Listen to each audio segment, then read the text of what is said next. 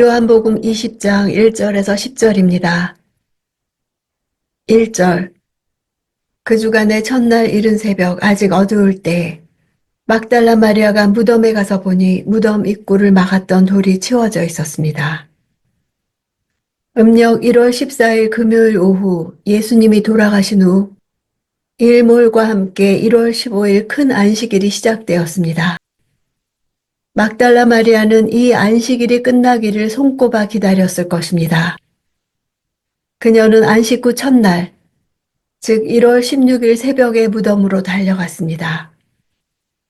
무덤이 성에서 가까웠기 때문에 도착하는데 그리 오래 걸리지 않았을 것입니다.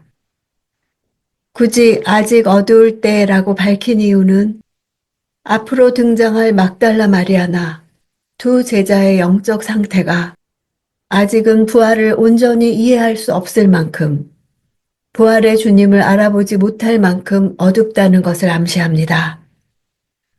가룟 유다나 니고데모를 밤과 관련시켰던 것과 같은 방식입니다. 이제 부활하신 예수께서 그들의 영적 어둠을 깨뜨리시고 환히 밝혀주실 것입니다. 안식 후 첫날은 창조의 시간으로는 첫째 날입니다. 안식일이 일곱째 날이기 때문입니다. 이는 부활이 새 창조의 첫날을 가져오는 사건임을 말해줍니다. 2절. 마리아는 시몬 베드로와 다른 제자, 곧 예수께서 사랑하시던 제자에게 달려가서 말했습니다. 사람들이 주의 시신을 무덤 밖으로 가져다가 어디에 두었는지 모르겠습니다. 예수님의 부활을 인정하지 않으면 부활은 우리에게 염려를 끼치는 사건이 됩니다. 부활 신앙이 없으면 주님을 위한 걱정도, 주님을 위한 열정도 사실 헛된 걱정과 열정에 그치고 말 것입니다. 5절. 그 다른 제자가 몸을 굽혀 안을 살펴보았는데 고운 삼배만 놓여 있는 것을 보았으나 무덤 안으로 들어가지는 않았습니다. 당시 무덤은 바위를 파서 만든 것으로 입구가 어른이 몸을 굽혀야 들어갈 수 있을 정도로 낮았습니다. 안은 그보다는 높았습니다. 아마도 예수님의 시신은 무덤 입구에서 좌편이나 우편 안쪽에 있는 돌 선반 위에 놓여 있었을 것입니다.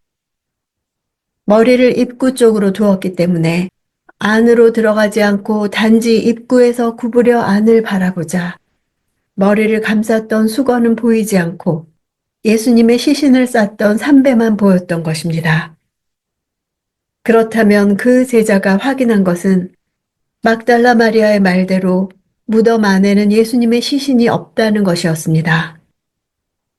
하지만 시신을 탈취하거나 다른 곳으로 옮길 때 굳이 시신을 쌌던 삼배를 벗긴 채로 운반할 사람은 없다는 것은 누구나 알 수 있는 사실입니다. 더군다나 마태복음을 보면 로마 군인들이 그 앞을 지키고 있었습니다. 7절. 예수의 머리를 감쌌던 수건은 고운 삼배와 함께 있지 않고 따로 개켜져 있었습니다. 베드로는 한 가지를 더 확인합니다. 당시의 풍습에 따르면 시신의 입이 벌어지지 않도록 수건으로 턱받침을 해 정수리까지 감싸서 나선형으로 둘둘 감았을 것입니다. 죽은 나사로가 무덤에서 나올 때 얼굴이 수건에 쌓인 채 나왔습니다. 수건은 삼배와 함께 있지 않았고 따로 있었습니다. 그랬기에 입구에서는 보이지 않았던 것입니다.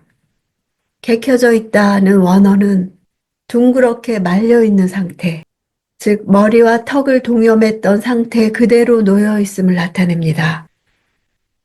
이런 정황은 예수께서 부활하시면서 부활한 몸이 신비스러운 방법을 통해 삼배와 수건으로부터 저절로 빠져나온 것으로 추측할 수 있습니다. 그들이 본 것은 마치 매미가 허물을 벗은 듯한 모습이었습니다. 이는 시체 도적설을 반박하는 근거가 됩니다. 누군가 시체를 훔쳐갔다면 시신에서 삼배와 수건을 일일이 벗겨내는 어리석은 일은 하지 않았을 것입니다. 8절. 그제야 무덤에 먼저 도착한 그 다른 제자도 안으로 들어가서 보고 믿었습니다. 그 다른 제자인 요한은 막달라 마리아의 말대로 예수의 시체가 없어졌다는 사실을 믿었습니다. 9절. 그들은 아직도 예수께서 죽은 사람 가운데서 살아나야 한다는 성경을 깨닫지 못하고 있었습니다. 베드로와 요한은 빈 무덤을 확인하고도 예수의 부활을 확신하지 못했습니다.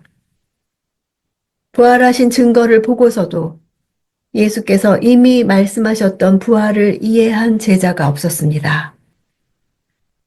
요한이 본서를 쓰던 1세기 후반기 당시에도 여전히 예수님의 부활에 대하여 확신하지 못하는 사람들이 많았습니다. 요한은 그들을 향해 바로 예수의 제자들도 처음에는 이를 믿지 못했지만 후에는 믿게 되었음을 보여주고 있습니다. 그들이 예수 부활을 믿지 못했던 것은 예수 부활에 대한 성경의 예언을 알지 못했기 때문임을 밝힘으로써 예수 부활은 이미 오래전부터 예언된 사실임을 강조하고 있습니다. 10절. 그러고 나서 제자들은 자기들의 집으로 돌아갔습니다. 그냥 자기들의 집으로 돌아간 제자들의 반응은 열린 무덤을 보고서 제자들에게 달려가 증거한 막달라 마리아와 참으로 대조되는 반응입니다. 빈 무덤과 삼배와 수건을 확인한 것만으로는 예수님의 부활을 충분히 이해할 수 없었습니다. 그래서 그들은 두려워하지 않고 즉시 부활을 전할 만큼 부활의 증인이 되지 못했습니다.